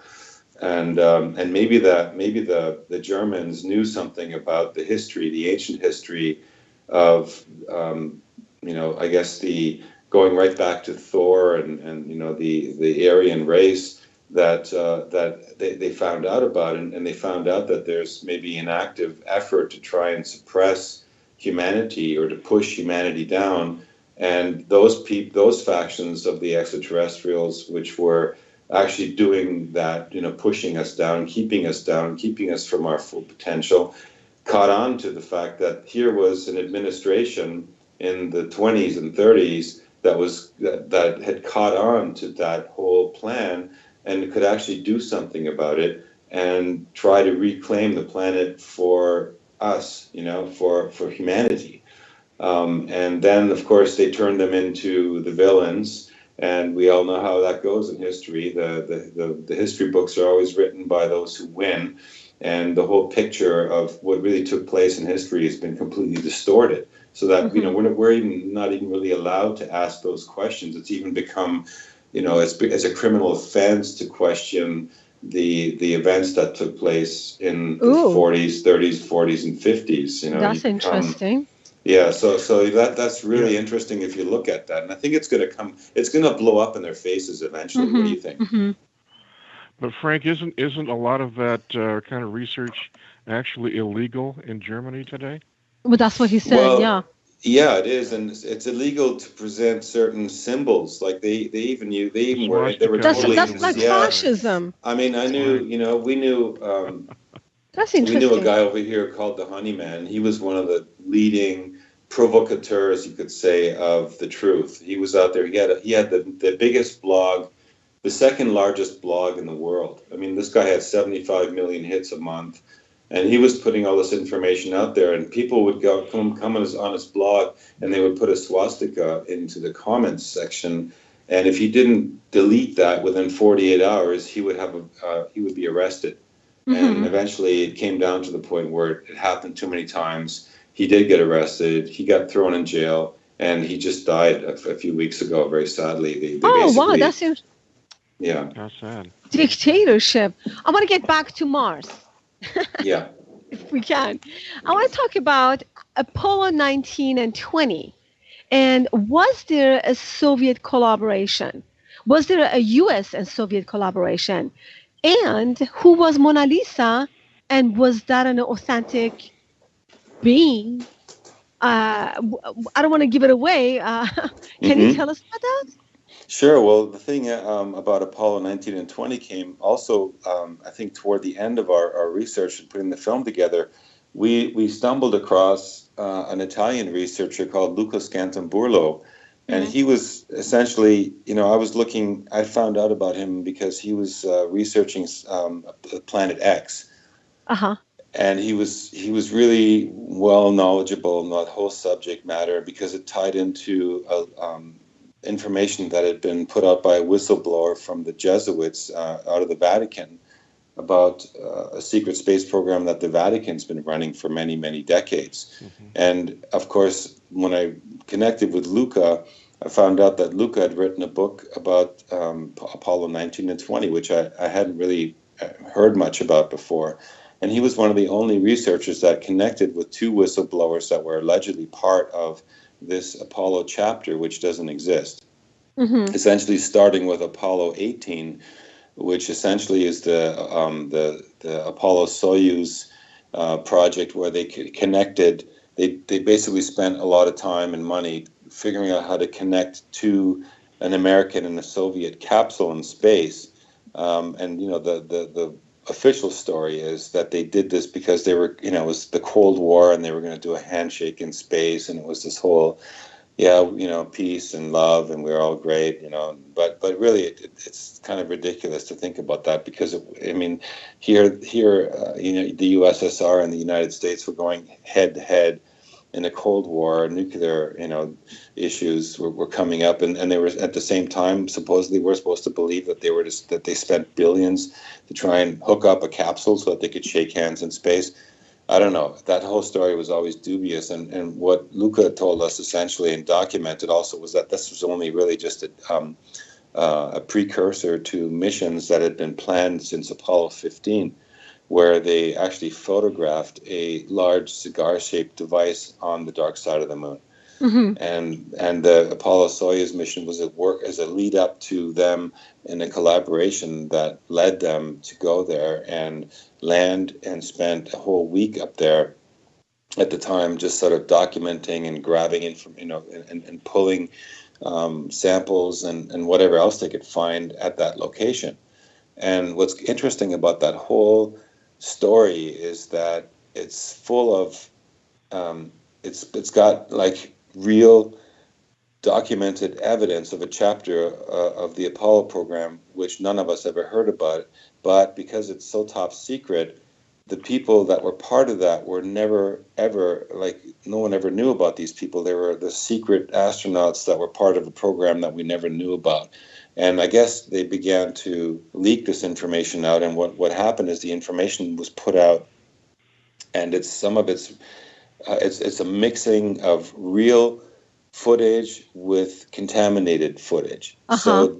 So a lot of people that first came across the 19 and 20 stuff were fascinated by what looked to be really authentic material, but then you began looking at it closely and you found flaws.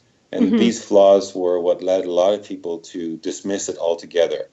Right. But in our film, and with Luca, we look at it a little differently because we think that the information was put out deliberately flawed because it was a way to leave a signature of the people involved in those missions behind, because there are elements in that footage which tie directly to all the people that were somehow connected with those missions, including like still frames of Apollo 11, the voice of Jamie Scott, of Apollo 15, and it led to also footage coming out about Mars about what was going on at Mars with Project Red Sun, which we talk about in the film as well, because apparently there were all these missions taking place running out of Argentina and Brazil and other areas where they had bases as well to launch rockets from, which were out of the public eye.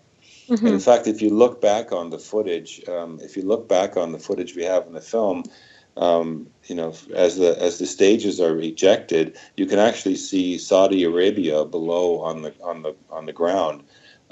So obviously they were launching not from Cape Canaveral or the west coast of America, but they were launching from other areas that would correspond with those land masses below them. So it's an interesting thing. So what we think what happened is just they went there and they found this. They actually found and documented this huge cigar-shaped ship, which was apparently at least a mile long, like 1,600 meters or something like that.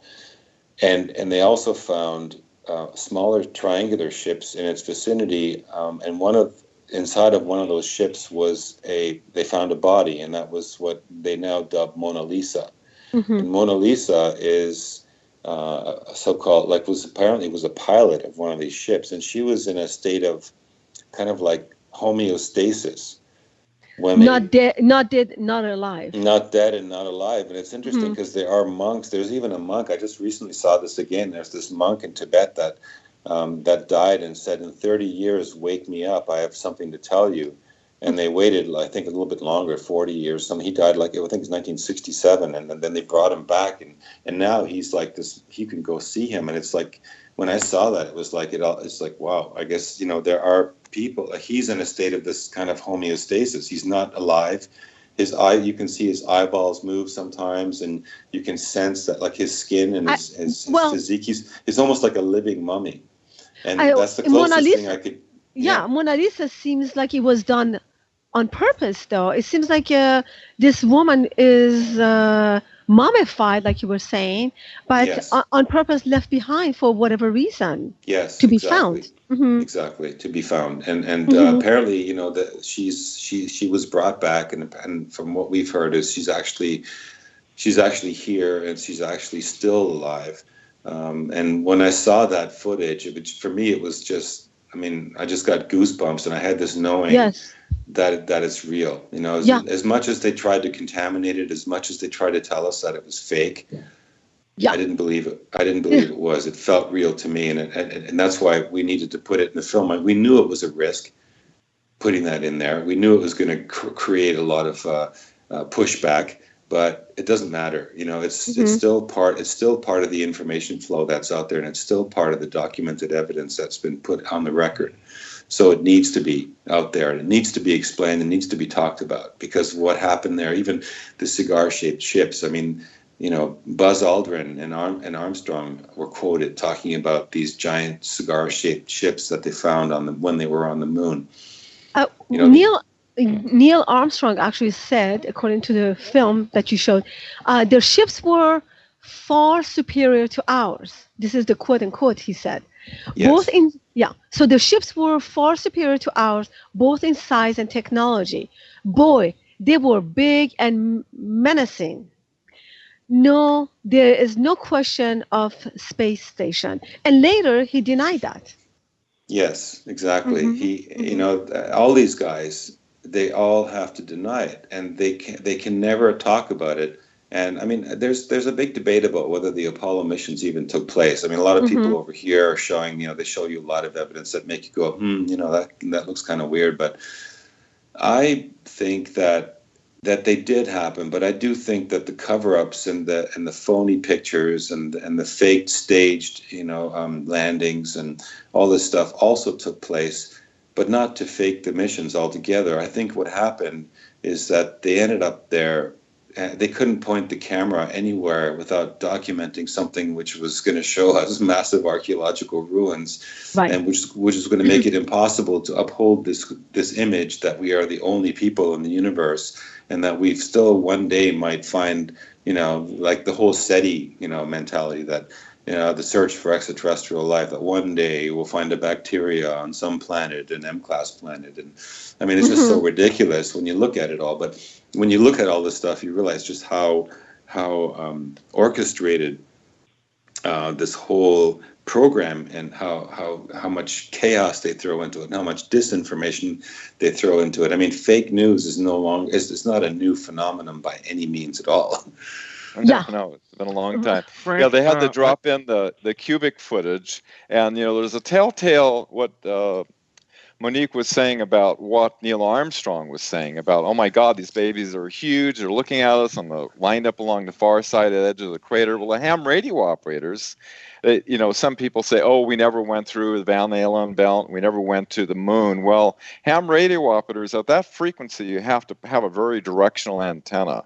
And so you had to be pointing at the moon. So they were receiving, and they said, NASA blocked the transmission, of course, and said it was an overheated camera. But the people back on Earth were able to hear that. And isn't it a surprise that NASA has lost the original footage of the Apollo 11? But so are you saying Hopkins saw the live footage of the Draco ships warning them off? That's why we didn't. We only did a few more missions, and then we had to drop it. So you have to think that Neil Armstrong and Buzz Aldrin were part of this conspiracy somehow, and this fake disclosure. Right, but they were also 33rd degree Freemasons, so they had to keep quiet. That's why you sent the Freemasons up there.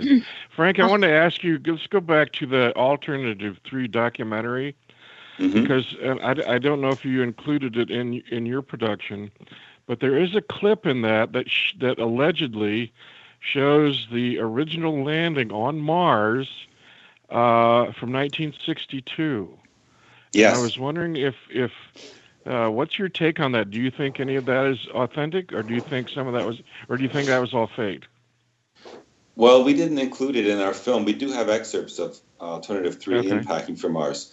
I deliberately chose not to. I had it in one of the early edits, and then I was looking at it and I said to myself, I don't know. I'd rather just leave it out for now and leave it open. And when people discover that document for themselves, because I knew that people that watch Packing for Mars are going to want to look up and find the original Alternative 3 film, which you talked about earlier.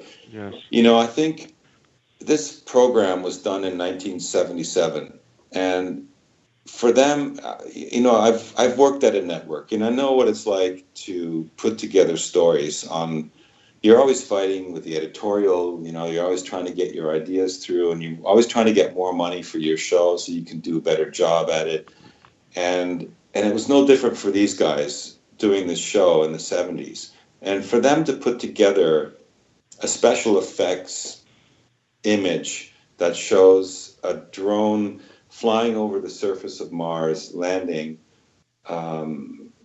I think it would have popped their budget. I don't know. I don't think they could have done it. So I think it could be real, but there are parts of it that I look at and I go, oh, that doesn't really look completely real. So I'm still tossed up on that. I think it could be real, or it could be something that's mixed, where they took. I do believe that footage of them flying over it looks pretty damn authentic. I mean, it's convincing.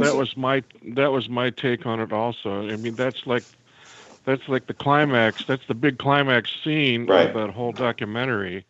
Is they discover this encoded video, and then they figure out how to break the code to see what the video material is, and it shows this landing.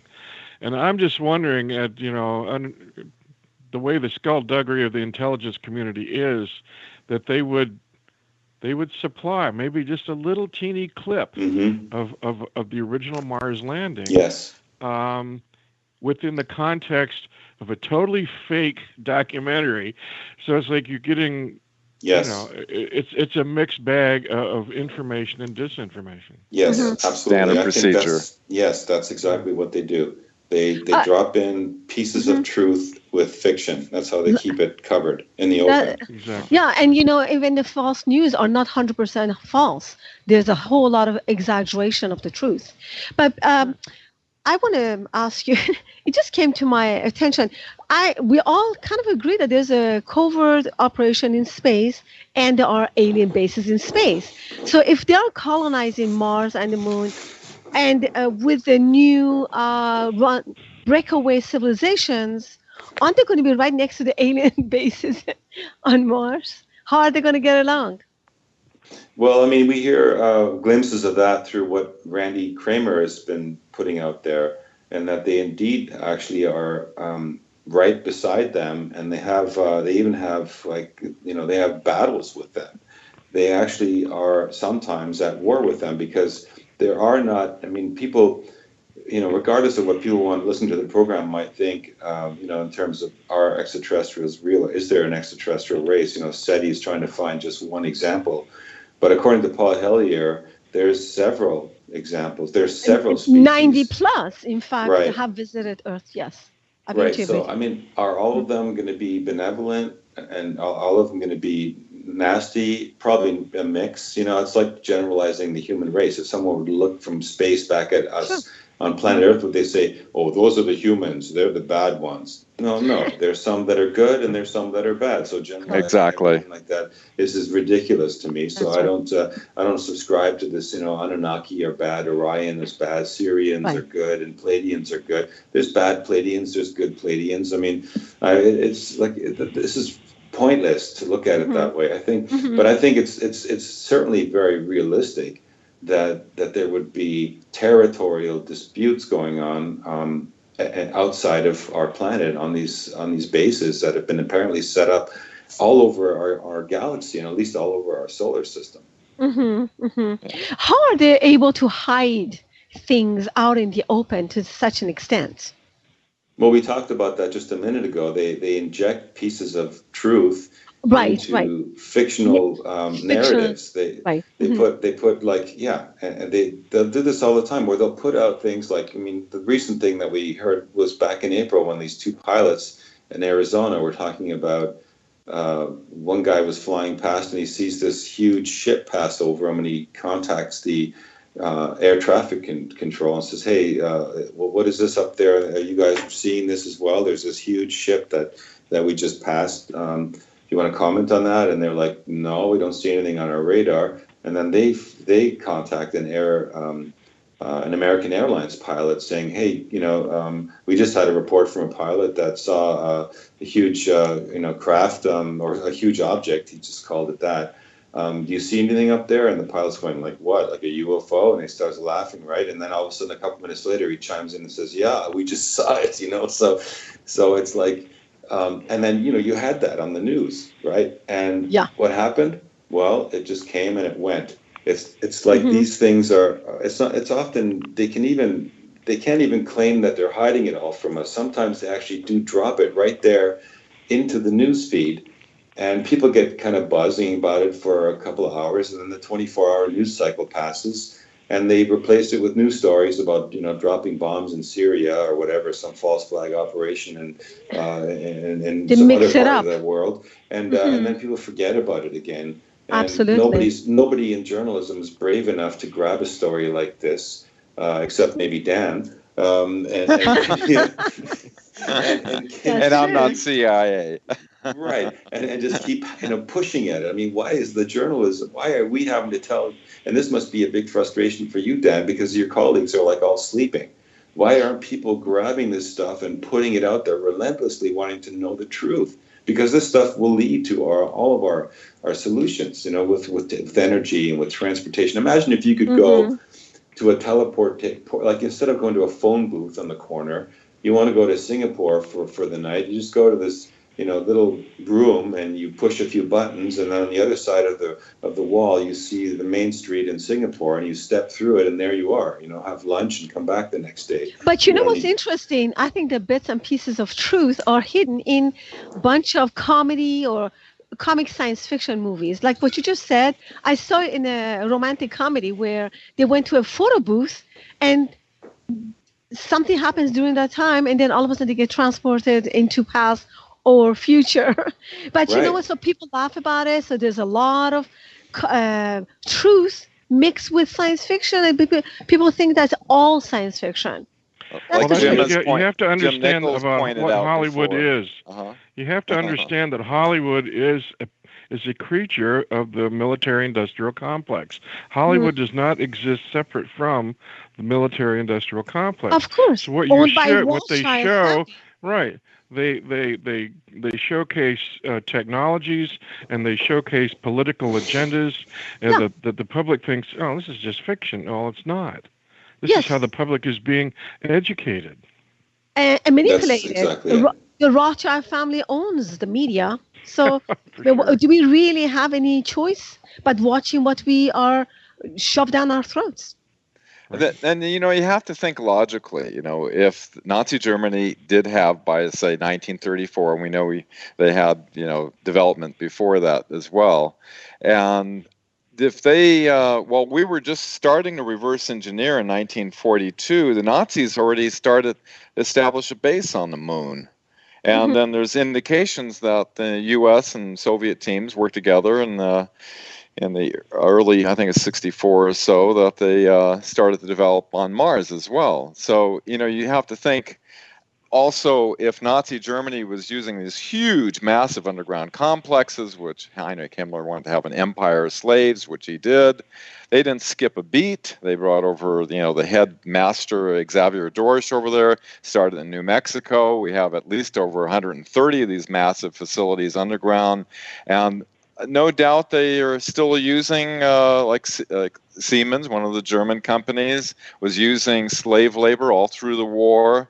Why would they not continue these operations down in Antarctica? All this, once, all this information is hidden in plain sight, but nobody has the time. Everybody's just trying to live a life, to try to research all this stuff, because once you put together all the witnesses and the documents and you look at the whole thing, it would seem irrational that we don't have operations on the moon and Mars. Well, this whole slave labor thing, I mean, it's like, I bet you, I would argue that some of the so-called slaves that were part of those programs had a higher standard of living than we have in our world today. What are we? I mean, you get up every day and you go to some job. Most people out there aren't doing jobs they love.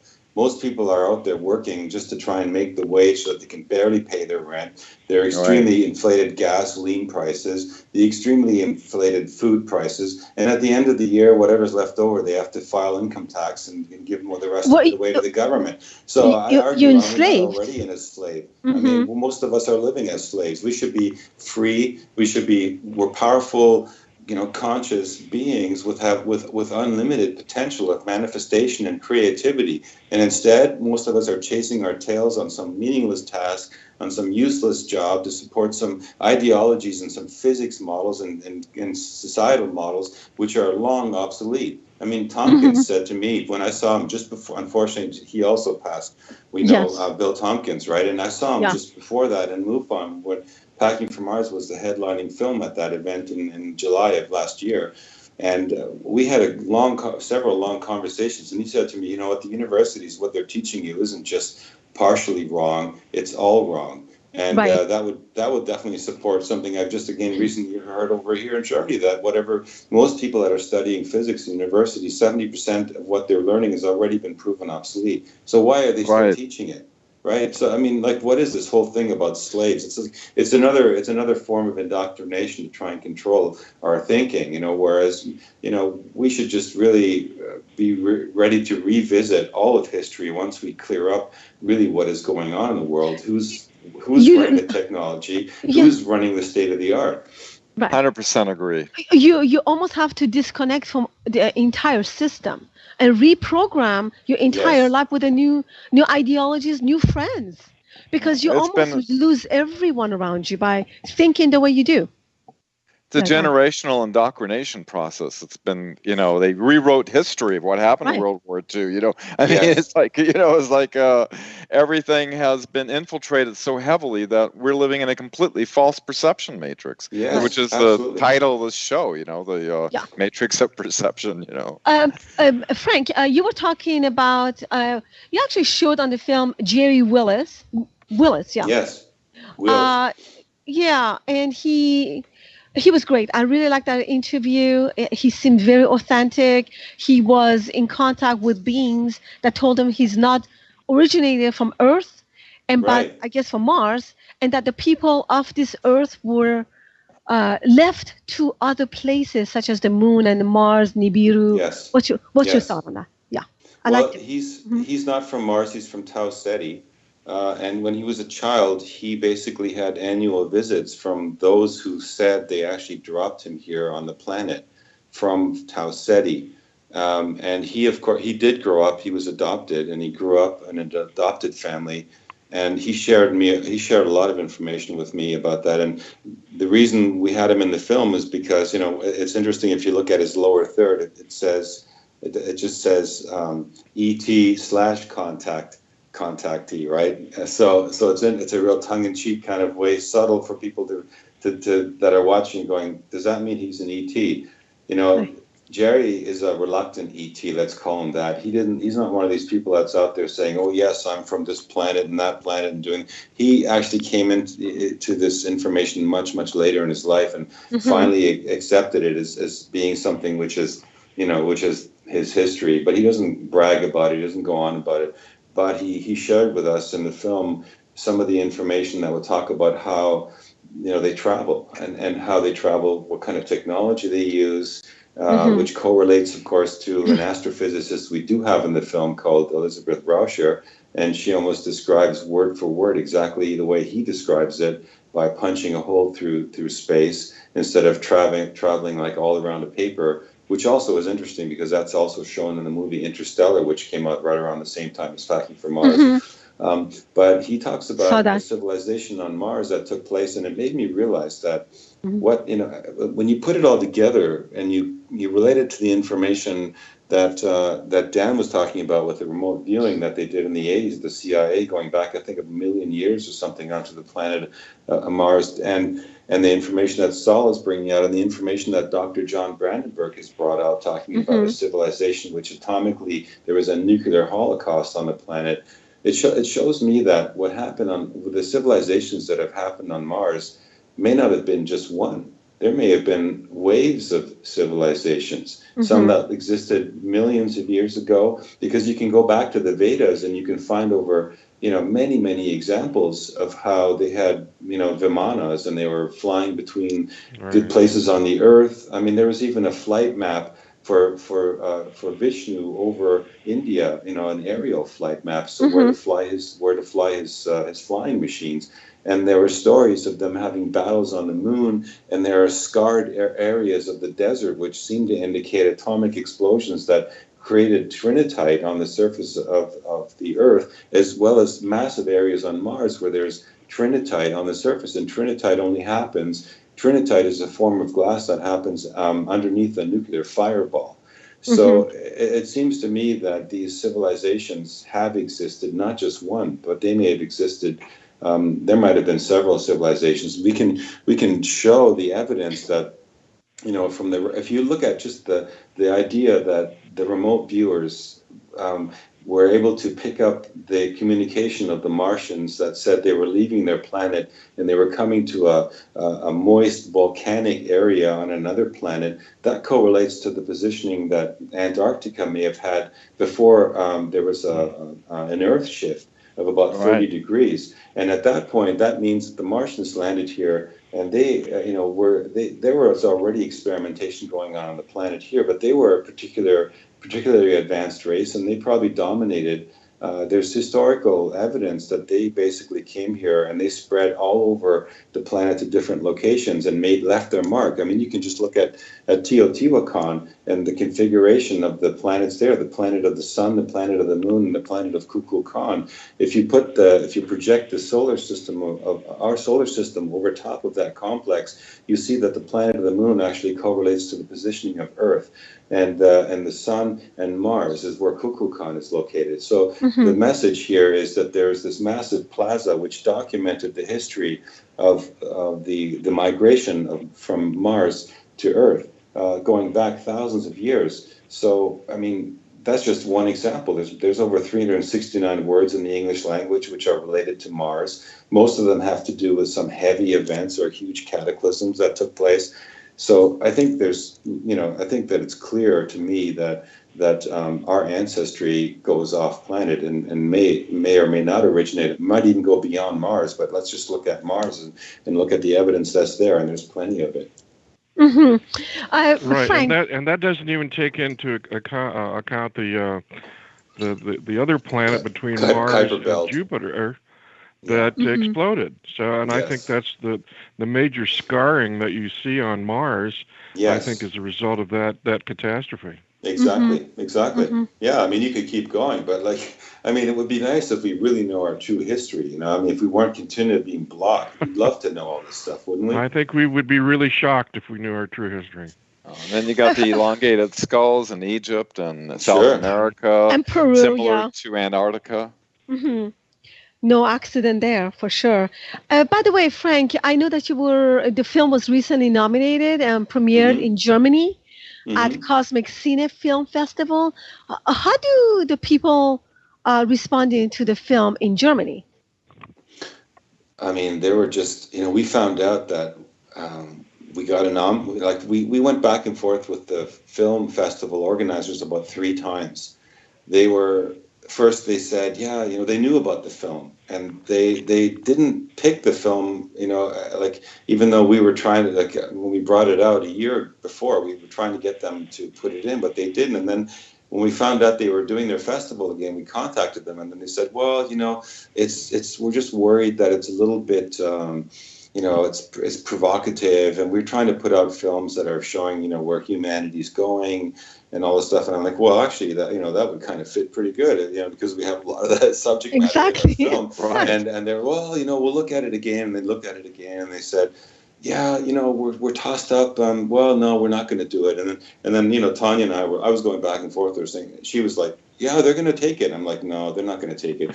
And then they came back to us and said, can we look at it again? And we showed them again. And then they came back and said, no, we're not going to do it after all. And I said, see, they're not going to take it. She's like, no, they're going to take it. And I'm like, no, they're not. And then eventually we went back and forth 3 times. And in the end, they said, can we get, welcome to, you're nominated, right? So they took us in.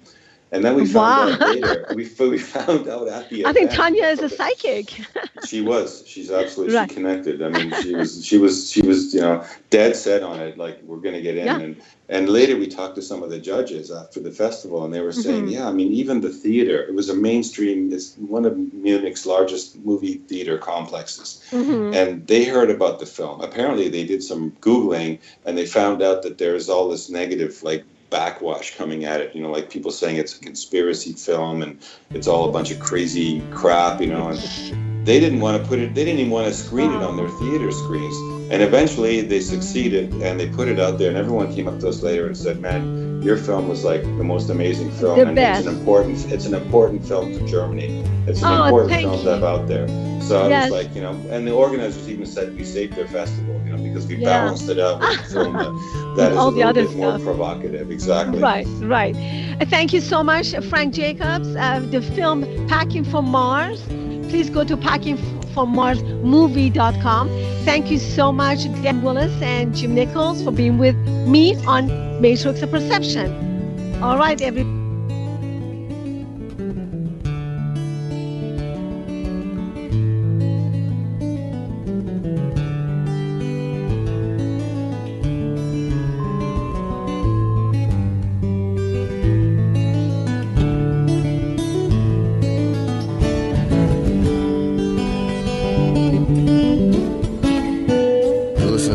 Radio at freedomslips.com, and we'll be right back after this message.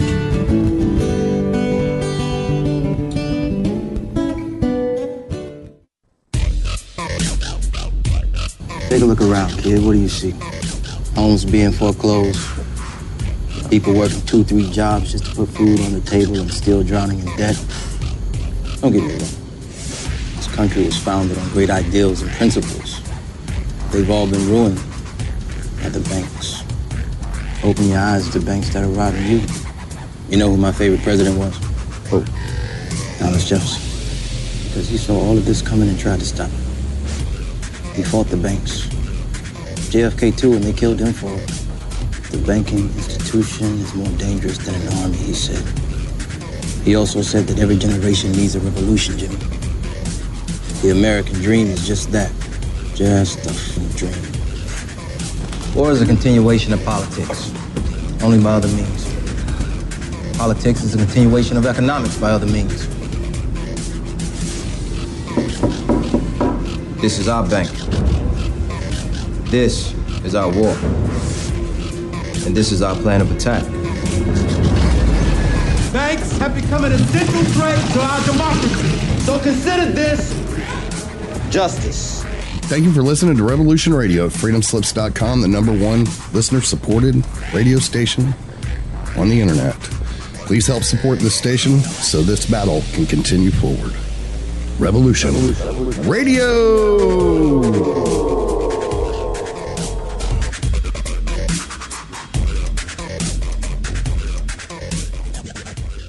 This is the people's war. It is our war. We are the fighters. Fight it then. Fight it with all that is in us. And may God defend the right. Warning! Warning! We gotta stop them! They're gonna kill us all! See how the trouble you've started? Be they the government, be they industry, be they organized labor, be they anyone, or human beings. Time when the operation of the machine becomes so odious, makes you so sick at heart that you can't take part. You can't even passively take part.